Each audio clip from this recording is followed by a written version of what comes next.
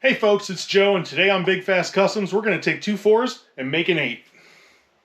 No, that's not how any of this works. We're actually going to take three 4s and, well, make one 4, so stick around.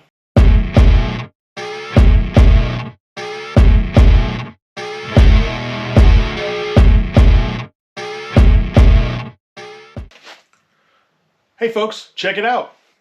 We've got a short block for the Model A. And on the table behind me, I've got a whole bunch of parts that I've cleaned up and painted to put back on here. Hopefully by the end of this video, we're going to have this running. But I thought while I was doing the final assembly on this, I would tell you guys how we've got to this point. Because yes, you did miss a little bit. I put some together off camera. I do have some clips I'll show. But let's get started putting this back together, and I'll tell you how we got to this point. So you guys might remember in the original video, when we took apart the chassis and the motor, at the end of the video I said the plan was to basically build like a Frankenstein motor. And that's basically what we did here. It didn't quite turn out the way I planned though. I brought home a short block that I had, and the previous owner had filled it with grease to, you know, keep it from rusting up. And I honestly thought that that was going to be the good motor that we were going to use. Unfortunately, when I got it here and started taking it apart, it was pretty clear that was not the motor we were going to use. Here's some highlights. So you can see right in this area, we've got a little bit of missing babbitt. Kind of pushes. Oh, this one's cracked. Look at that. That whole piston's cracked. So this piston itself is bad. We can't even use this. But this one's got some cracks in it, and those chunks are probably going to come out. So you can see the chunks of babbitt missing around in this area. You can also see up in here half of this clip is gone. Makes sense. Oh, this one's really bad. A lot of chunks missing. So you can see on that babbitt we've got indented area actually. Oh no, it's missing. Okay. Cracked all down in here. So that's not good. Oh yeah, that's bad. Yeah, so as you can see, you know, cracked pistons, bad babbitt. There was ridges on the top of the cylinders, and even the valves seem to have been machined so many times that they were actually sharp, like little pizza cutters. So the motor's not dead. It's something that could be rebuilt. Some oversized pistons and new babbitt, but it wasn't what we were going for right now. I was really hoping to use a motor that didn't need any new babbitt. Everything else is easy to replace, but the babbitt was really, it's there's a place locally here that'll do it. It's about $900, and I really wasn't looking to spend $900 on this motor. So I did have one other motor. It was basically just a block with a crankshaft and a camshaft in it. It didn't have any pistons, but I brought that motor home, and it was basically in the same shape as far as babbitt. It was pretty torn up, and really just wasn't going to be usable. It also had a big crack on the side in the water jacket that somebody had booger welded up. So the babbitt in that engine was actually a little bit better. The cylinders looked a little bit better. I didn't measure anything, but you know, that crack just wasn't something I wanted to deal with. So I was getting pretty discouraged, and I thought, well, I need to go over to storage and take apart the original motor to see what kind of parts in there were any good. And I didn't film it because I really was not expecting anything to be usable in that motor. Well, I was surprised, and you might be surprised to know that this is that motor. Now, if you guys watched that first video, I think I mentioned that it was seized up. The motor is definitely locked up. Yeah, guys, so confidence in this motor is going down. At that point, this motor probably just needs a rebuild or just start with another motor. And then we got to the motor, and I thought, well, maybe with all those things disconnected, that the motor will actually spin. Well, the motor didn't spin. The engine still doesn't turn. So, in summary, I've got seized motor. Yeah, I'm pretty sure I mentioned that. The motor was completely seized. When I went over there to take it apart, the pistons were really bad. Really corroded, really stuck. The rings were really stuck. The wrist pins were stuck. It was pretty bad. But all the Babbitt was really good. It was nice and thick. There were still shims in the caps. And when I got a closer look at it, it's you probably can't see it from there on the video, but right here on the side of the motor is a little diamond. And that diamond means this was a replacement engine. So I started looking a lot closer at this motor. It had standard pistons in it. There wasn't a lot of wear on the cylinders. There was no ridge at the top or anything like that. Now, from time, we had rust that I had to deal with, but there was a lot of good-looking parts in this motor. So I don't know if it had a lot of miles on it when they actually parked it. I don't know if they parked it due to that rear end damage that we found when we took apart the rear end, or for what reason, but it looks like if the vehicle had been stored with the distributor still in the motor, it probably would have been in really good shape. But unfortunately, someone took the distributor and that let water in, and that's what corroded up the pistons and some other things. I did need to change out the camshaft as well. I had to replace 2 valves and the camshaft and all the lifters. The reason I had to replace the valves, it was due to rust. The seats were okay, but the valves themselves got some rust up underneath there. It ate into the valves, and I couldn't lap that out of there. So I replaced it with two valves that were in good shape from the first motor that I said had all the valves cut down too much. It actually had like 2 that didn't look like they had been touched. So I took those, put them in this motor, and then the other problem was the camshaft. The rearmost lifter and the lobe of the camshaft were touching each other, and they started rusting right there. And unfortunately, the rust ate into the lifter and the lobe of the cam. So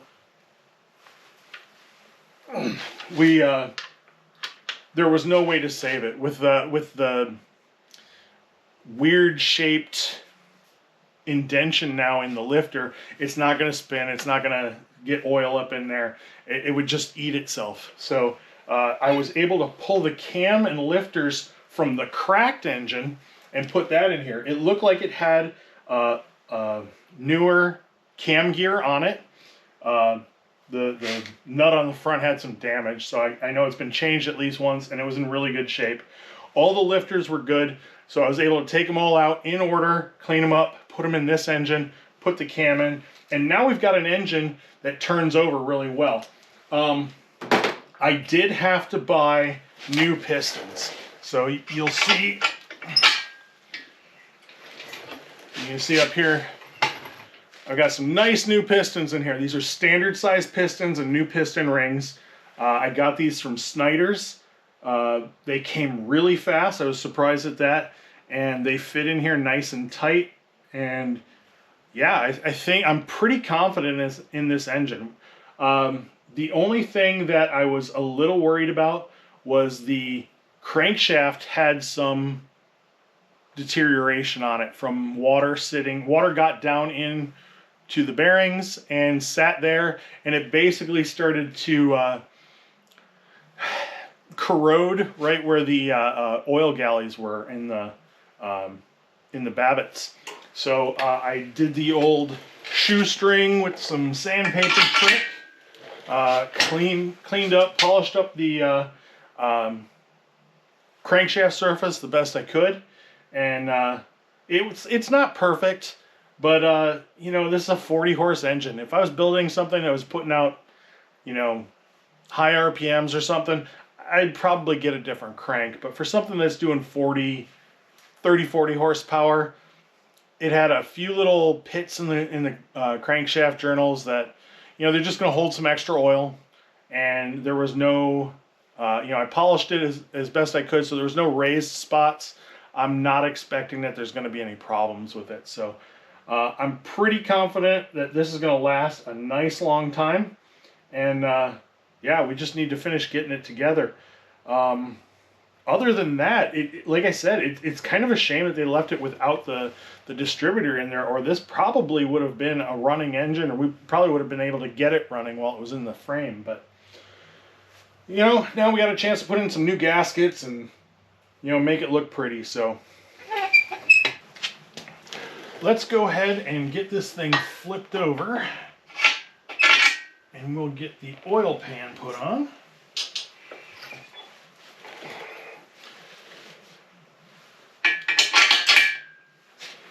Yeah, like I said, the Babbitts down here were all in really good shape. I was actually able to get... Really? Interesting. I was able to get the bearing clearance to 1.5 thousandths, which is pretty good. That's right around where you want it to be. And there's still shims under all the caps, so that means we can take those shims out later if we need to, and get the tighten up the clearance if it ever has a problem.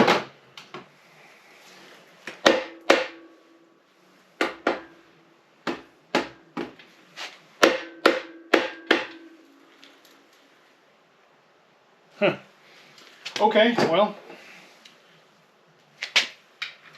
The front cover, what I'm looking at is the front cover's got a little bit of a step between the rail of the engine and the front here, so we'll have to make sure to put some sealant on that where those join together.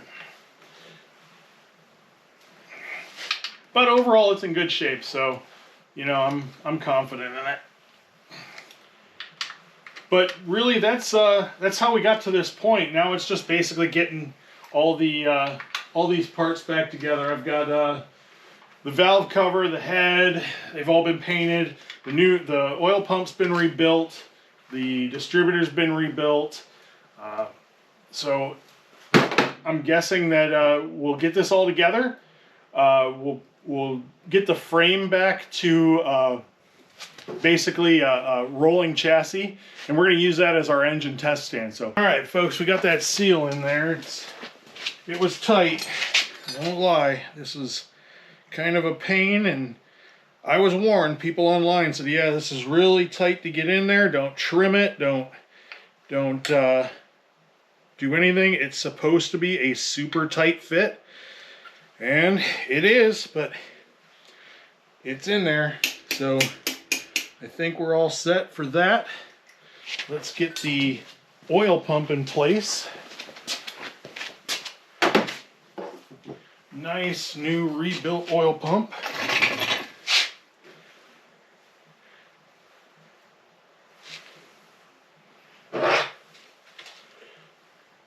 Set the shaft. Should be about like that. Let's see. Right in. Perfect. Okay.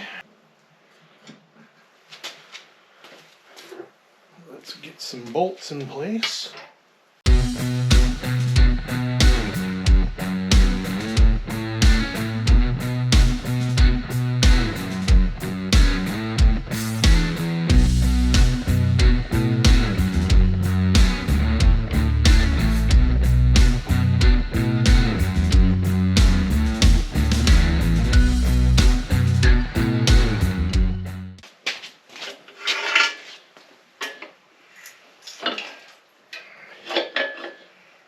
throw the dipstick in.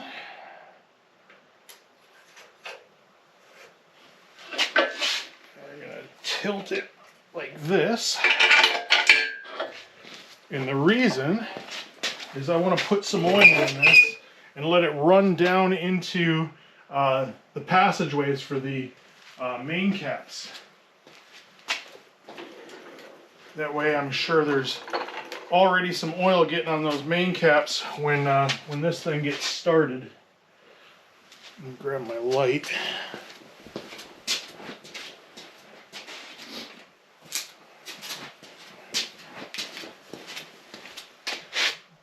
We got a passage there, one back here.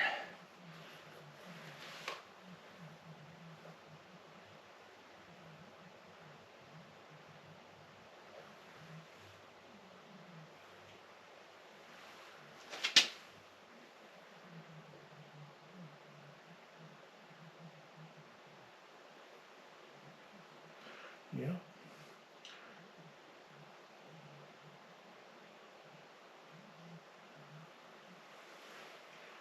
Yep, oil is leaking down like it should. That's good.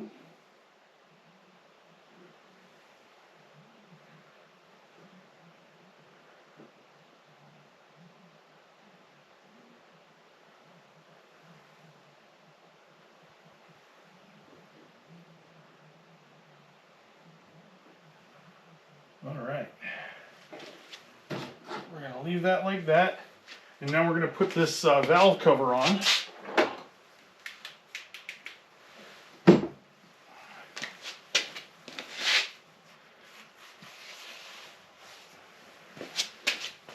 Put the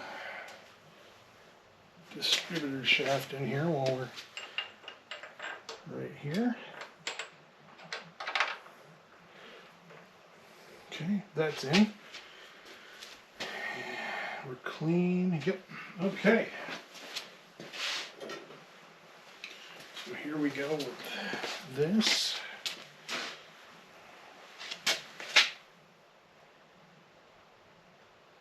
Yep.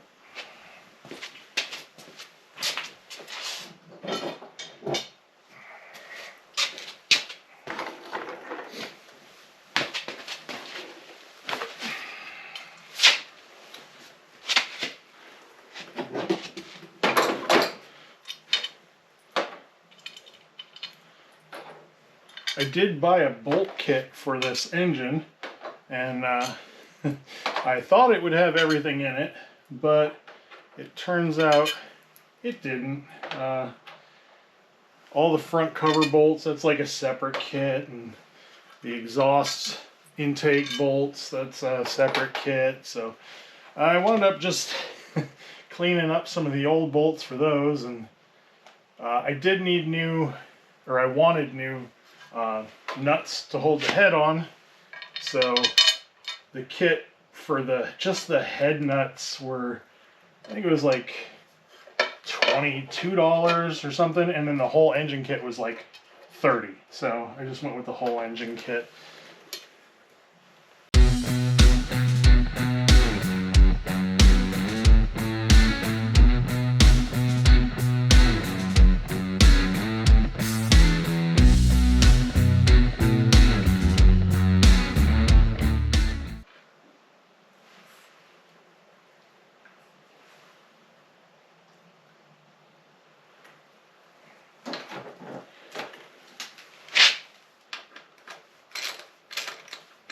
Let's get this thing standing back up straight.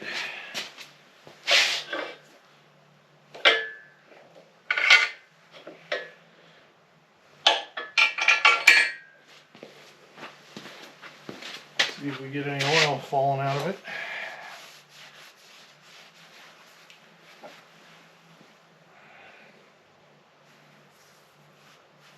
Nope, we look good so far. All right, moment of truth. Let's get this head gasket on. Felpro says, no return after open. Oops.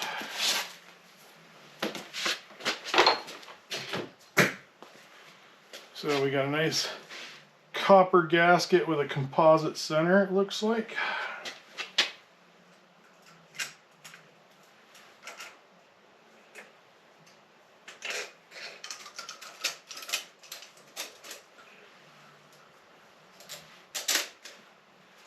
It drops right into place with no problems. That's awesome.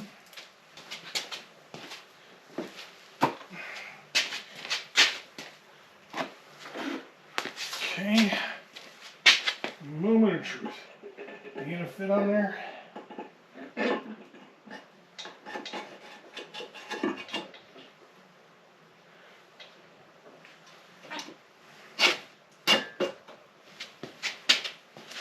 In place.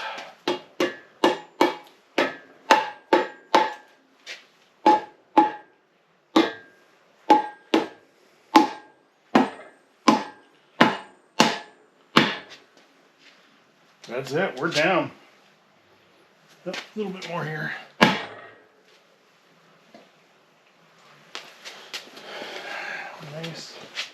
Nice and down all over. Yep, we're good.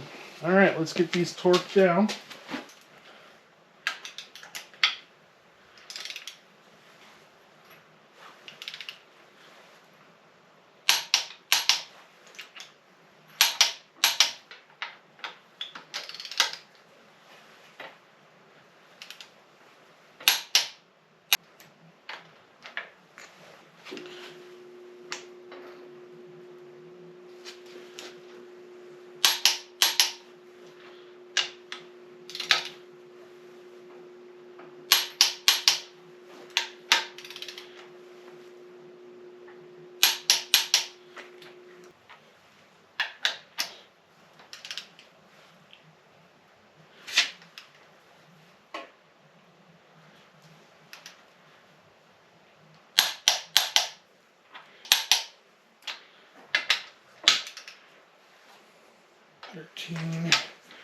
And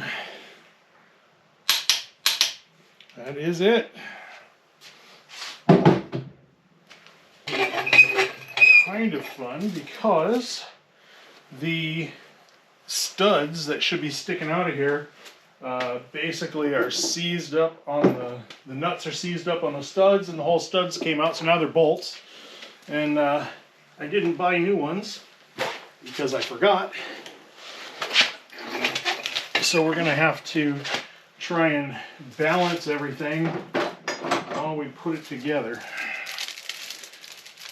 some nice copper gaskets. And yeah, if the studs were in here, this would probably be a whole lot easier to put up in place, but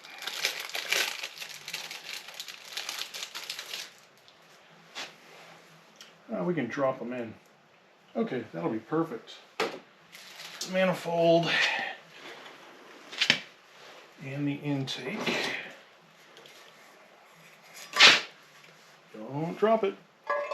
Now you can see these bolts are broke off, and I didn't bother to drill them out because, well, for one, it's a pain in the ass, but the purpose of that is not, it is support for the intake manifold, but not as much as it's just a heat riser. The exhaust helps to heat up the intake during cold weather so it runs better. But I live in South Carolina, and this is not a daily driven car, so I didn't bother. I saw a few people online that said they tried it both ways, where there was a gap between the exhaust and the intake, and without a gap, and they noticed no difference. So I'm sure it's not going to cause me any problems. If somebody, I didn't bother to grind them flat or anything, I just kind of used them as locating pins. So if anybody wants to fix that later on, they can. I didn't mess it up, but for me, it's not necessary.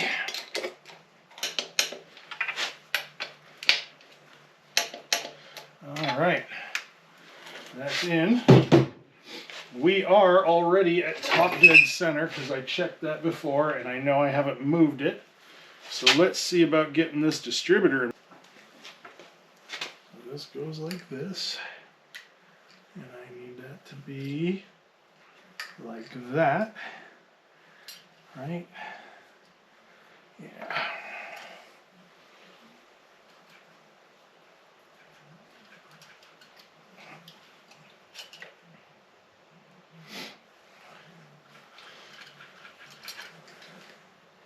We're getting close. I really feel like this one's not dropping in far enough.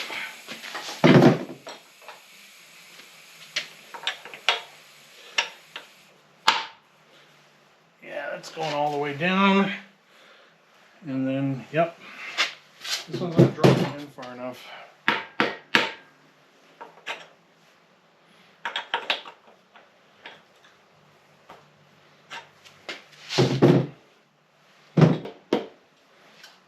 I am a little concerned that the new shaft I put in there is too long.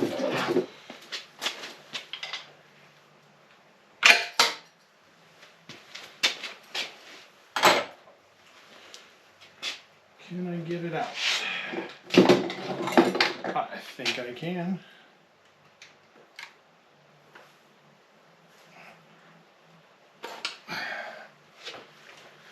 Okay.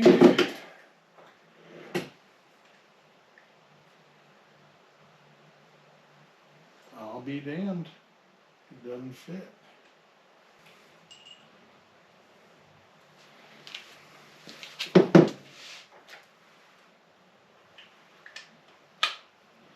Drops right in.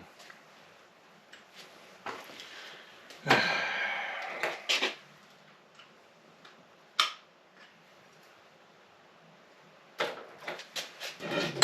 that one more time. It does go in, and it's really hard. The same length. Oh. Well, that's interesting. Take a look at this, folks. So this is a new shaft I just got from, did I get it from Snyders? I can't remember. I'd have to check. I'm pretty sure I got this one from Snyders. And then this is I believe this is an original one. And if you look, I don't know if you can see that. See the difference in the depth of the slot there? I think that's causing my problem. That's at least 1/8 of an inch on each side. So let's slap this one in there.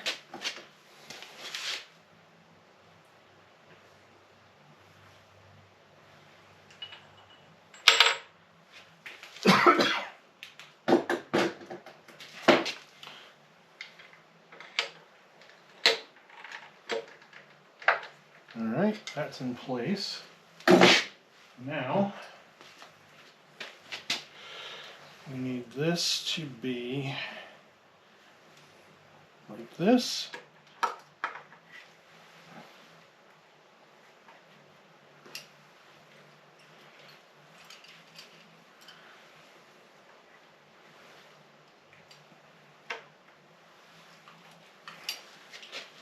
And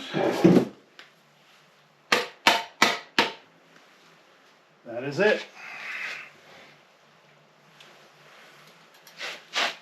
Is it all the way down? It's all the way down. Tomorrow I'll get it up on the hoist. We'll put the gasket and the housing on. Once that's on, then we can get the engine into the chassis, and then we can go ahead and try and fire it up. So it is currently 1:41 a.m. So that's not too bad. The motor's all together. I'm pretty happy about that. Let's pick this up tomorrow, and we'll run it without a coil to try and get the oil pressure up. And then once the oil pressure is, I'm certain that we've got oil pressure, then we'll spray some, we'll put the carburetor on, we'll put some starting fluid in there and see if we can get it to fire off. If it fires off, then we'll see if we can put some fuel in the fuel bowl, and we'll stick a garden hose in the head since the water pump's not on it right now, and we'll see if we can get it to fire up and run for a little bit. So, see you guys in the morning.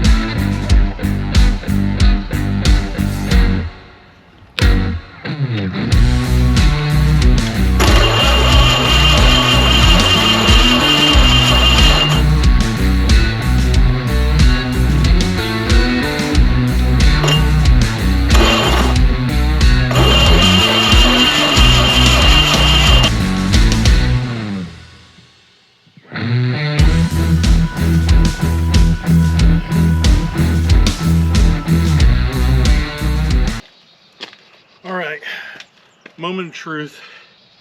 I was hoping to hook up an oil pressure gauge, but we're running out of daylight, so we're just gonna try and see if we can get it to bark off.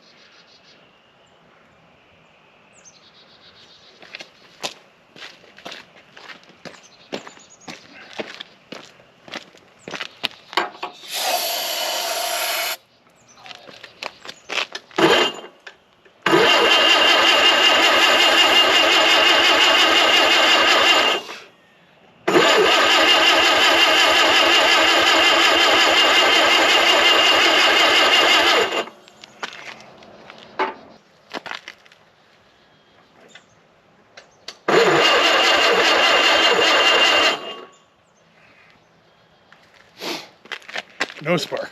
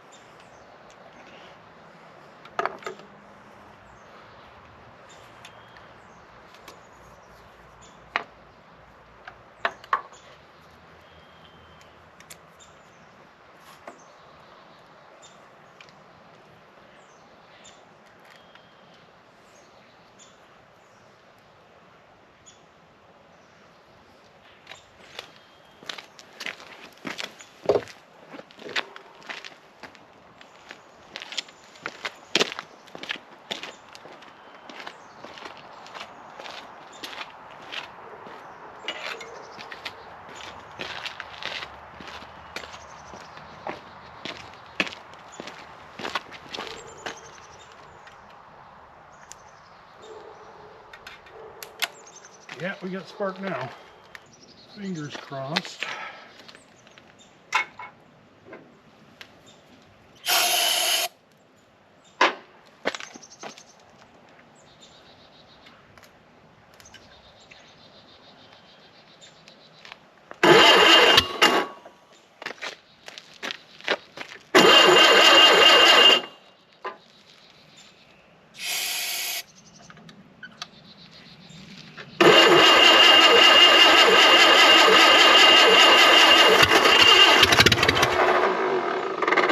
Ah!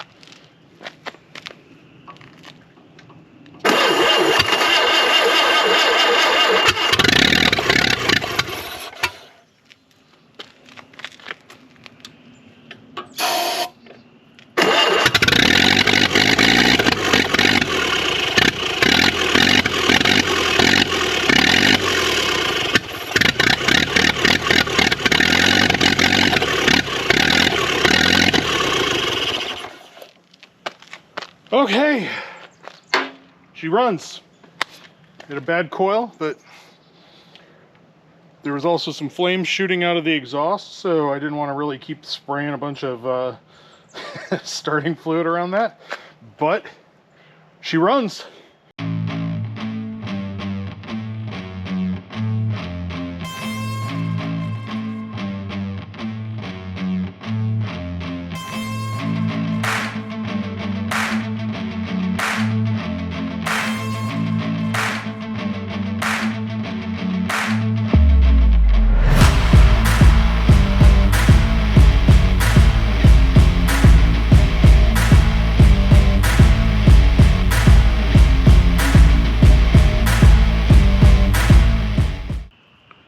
Well, folks, you saw it. She runs. We took this 1930 Ford motor that was seized up, locked up, left for dead, and now we got her running. Didn't take that much. A lot of cleanup, a lot of assembly, a few parts. Really don't have that much into it, and she's running. So I've got a little bit left to do. I need to find a fitting for the carburetor so I can hook up a gas tank and actually try to run it for a little bit longer. I've got to get the water pump rebuilt and put back on it, and we'll try and get the radiator back on it. And maybe in the next video, that'll all be done and ready to go, and we'll try and get the brakes done and the steering column, and we'll see if we can actually take this thing for a little bit of a ride. So I think it's pretty amazing we got this as far as we did. If you didn't see the original video where we started work on this, look that up. It should be right about here, and click on that, watch that video, and then I think even you'll be pretty amazed at how far we came with this. So make sure you like and subscribe so you can see the next video when hopefully we take this thing for a ride. See you guys later.